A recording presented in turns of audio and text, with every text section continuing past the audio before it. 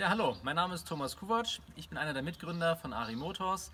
Ich sitze hier in unserem neuesten Gefährt. Das ist ein dreirädriges Lastenmoped.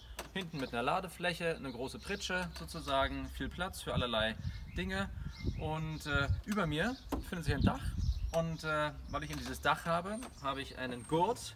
Und mit diesem Gurt kann ich mich jetzt hier drin auch sozusagen adäquat sichern und brauche deshalb auch keinen Helm zu tragen, obwohl ich mit dem Moped fahre. Also ein sehr interessantes Fahrzeug und ja, das schauen wir uns jetzt mal ganz genau an. Ja, fangen wir gleich vorne an. Also Fahrerkabine mit Blinkern und Fahrtlicht. Dann hinten dran die Ladefläche. Die hat jetzt hier so ein Standardmaß 1,23 Meter in der Länge, 1,07 Meter Breite. Wir können die Länge noch erweitern bis auf 1,55 Meter, sodass dann einfach noch größere Sachen mitgenommen werden können. Hier hinten dann eine Rückfahrkamera plus rechts und links eben die Rückleuchten, alles auf LED-Basis, also sehr energiesparsam. Dann haben wir vorne eben der Gasgriff, dann unten eine Hupe plus der Blinker und das Licht. Dann in der Mitte so ein kleines Radio. Hier rechts dann nochmal der Warnblinker und nochmal eine Hupe.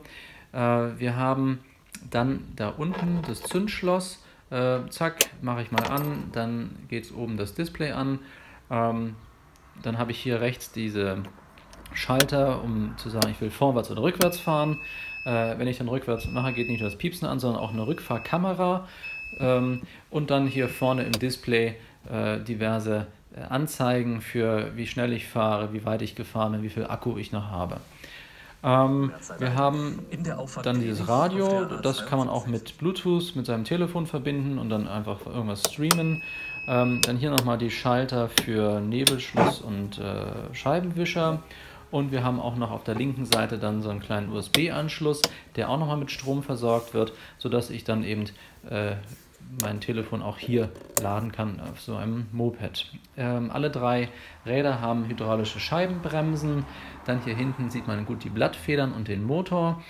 Und das ist also sozusagen, das sind die technischen Parameter.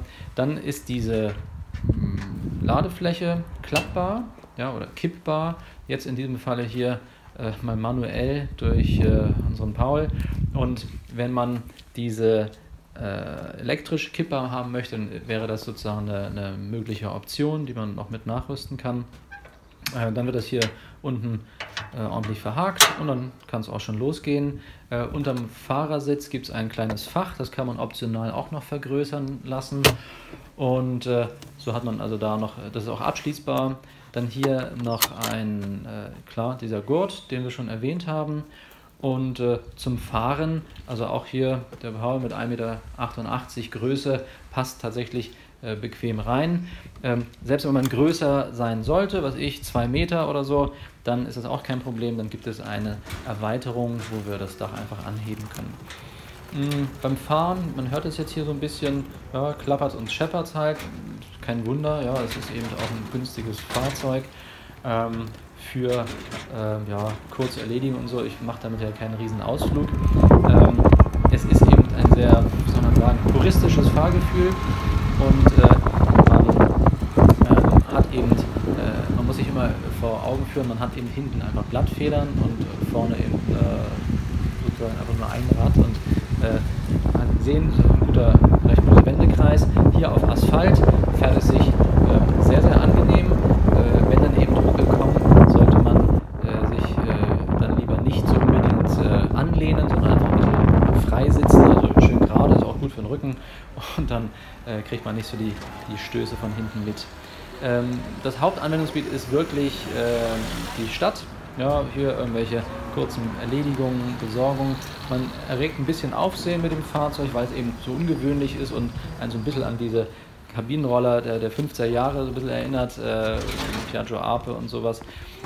Da hat man also hier jetzt eine elektrische Alternative dazu. Steigung, also wir haben es jetzt hier mal ausprobiert, also wir haben eine Steigfähigkeit von 18% und das Fahrzeug ist also sehr universell einsetzbar so im städtischen Bereich, gerade eben durch diese 55 Kilometer Reichweite im Wanderellen. Als Zubehör gäbe es jetzt hier für diese Pritsche zum Beispiel einen Laubgitteraufbau, einen Planaufbau, einen Leiterträger, selbst ein Solarpanel wäre möglich. Oben auf der Fahrerhauskabine kommt noch so ein kleiner Dachkorb rauf, eine Rundumleuchte, Arbeitslampen hinten für die Ladefläche und so weiter. Also ein umfangreiches Zubehör finden Sie alles auf der Webseite, bis hin zu Gummimatten, die dann hinten auf der Ladefläche rauf gemacht werden.